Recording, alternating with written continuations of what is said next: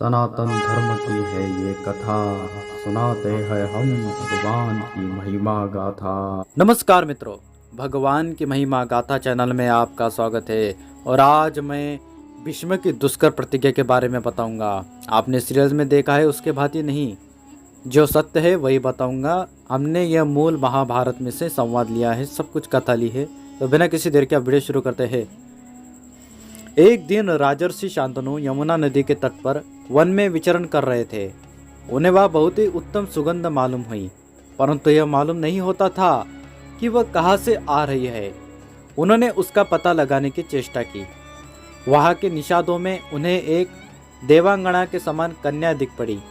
राजा ने उससे पूछा, कल्याणी, तुम किसकी कन्या हो? कौन हो और किस उद्देश्य से यहाँ रह रही हो? कन्या ने कहा, मैं निषाद कन्या हूँ, पिता की आज्ञा से धर्मार्थ नाव चलाती हूँ। उसके सौंदर्य, माधुर्य और सौगंध्य से मोहित होकर राजर्षि शांतनु ने उसे अपनी पत्नी बनाना चाहा और उसके पिता के पास जाकर उसके लिए याचना की। निषाद ने कहा, राजन, जब से यह दिव्य कन्या मुझे मिली है तभी से मैं इसके विवाह के लिए चिंतित हूँ, परंतु इसके संबंध में मेरे मन में एक इच्छा है। यदि आप इसे धर्मपत्नी बनाना चाहते हैं तो आप शपथ पूर्वक एक प्रतिज्ञा कीजिए, क्योंकि आप सत्यवादी हैं। आपके समान वर मुझे और कहाँ मिलेगा, इसलिए मैं आपकी प्रतिज्ञा कर लेने पर इसका विवाह कर दूंगा। शांतनु ने कहा, पहले तुम अपनी शर्त बताओ, कोई देने योग्य वचन होगा तो दूंगा, नहीं तो कोई बंधन थोड़े ही है। निषाद राज ने कहा, इसके गर्भ से जो पुत्र हो वही आपके बाद राज्य का अधिकारी हो और कोई नहीं। यद्यपि राजा शांतनु उस समय काम से अत्यंत पीड़ित थे, फिर भी उन्होंने उसकी शर्त स्वीकार नहीं की। वे कामवश अचेत से हो रहे थे और उसी कन्या का चिंतन करते हुए हस्तिनापुर आए। एक दिन देवव्रत ने अपने पिता को चिंतित देखा और उनके पास आकर कहने लगे, पिताजी, पृथ्वी के सभी राजा आपके वशवर्ती है, आप सब प्रकार के सकुशल है, फिर आप दुखी होकर निरंतर क्या सोचते रहते हैं? आप इतने चिंतित हैं कि न मुझसे मिलते हैं और न घोड़े पर सवार होकर बाहर ही निकलते हैं। आपका चेहरा फीका और पीला पड़ गया है, आप दुबले हो गए हैं। कृपा करके अपना रोग बताइए, मैं इसका प्रतिकार करूंगा। शांतनु ने कहा, बेटा, सचमुच में मैं चिंतित हूँ। हमारे इस महान कुल में एकमात्र तुम ही वंशधर हो, सो सर्वदा सशस्त्र रहकर वीरता के कार्य में तत्पर रहते हो। जगत में निरंतर ही लोग मरते मिटते रहते हैं, यह देखकर मैं बहुत ही चिंतित रहता हूँ। भगवान न करे ऐसा हो, परंतु यदि तुम पर विपत्ति आई तो हमारे वंश का ही नाश हो जाएगा। अवश्य ही अकेले तुम सैकड़ों पुत्रों से श्रेष्ठ हो और मैं व्यर्थ में बहुत से विवाह भी नहीं करना चाहता, फिर भी वंश परंपरा के रक्षा के लिए तो चिंता है ही।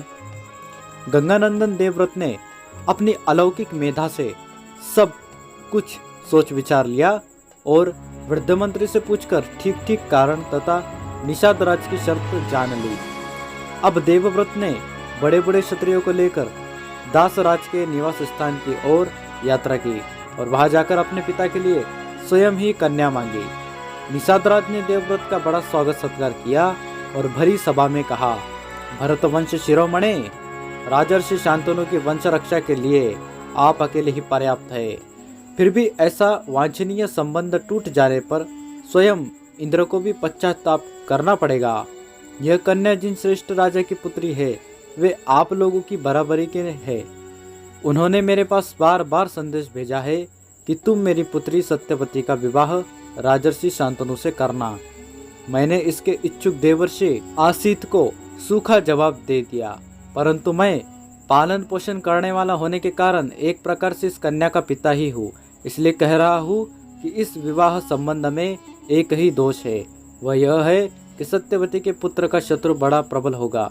युवराज, जिसके आप शत्रु हो जाएंगे वह चाहे गंधर्व हो या असुर, जीवित नहीं रह सकता। यही सोचकर मैंने आपके पिता को यह कन्या नहीं दी। गंगानंदन देवव्रत ने निषाद राज की बात सुनकर क्षत्रियों के समाज में अपने पिता का मनोरथ पूर्ण होने के लिए प्रतिज्ञा की।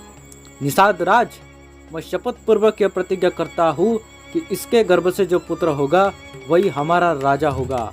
मेरी यह कठोर प्रतिज्ञा अभूतपूर्व है और आगे भी शायद ही कोई ऐसी प्रतिज्ञा करे।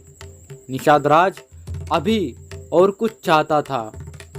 उसने कहा, युवराज, आपने सत्यवती के लिए जो प्रतिज्ञा की है वह आपके अनुरूप ही है। इसके संबंध में मुझे कोई संदेह भी नहीं है। मेरे मन में एक संदेह अवश्य है कि शायद आपका पुत्र सत्यवती के पुत्र से राज्य छीन ले।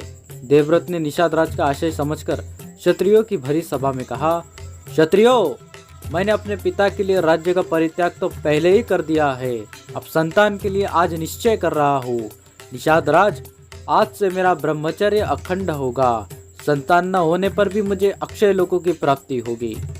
देवव्रत की यह कठोर प्रतिज्ञा सुनकर निषाद राज के शरीर में रोमांच हो आया।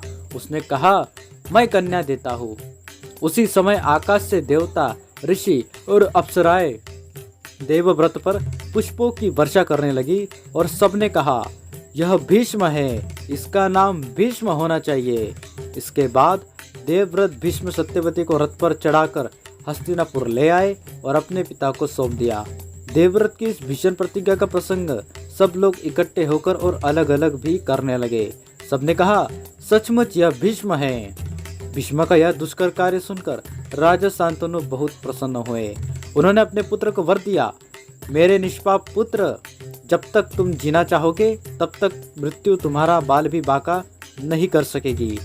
तुमसे अनुमति प्राप्त करके ही वह तुम पर अपना प्रभाव डाल सकेगी। आशा करते हैं मित्रों आपको वीडियो पसंद आएगा। वीडियो पसंद है, वीडियो को लाइक शेयर सब कुछ कर दीजिए। चैनल को सब्सक्राइब कर दीजिए, बेल आइकन को दबा दीजिए। तब तक के लिए चलते हैं। जय श्री कृष्ण।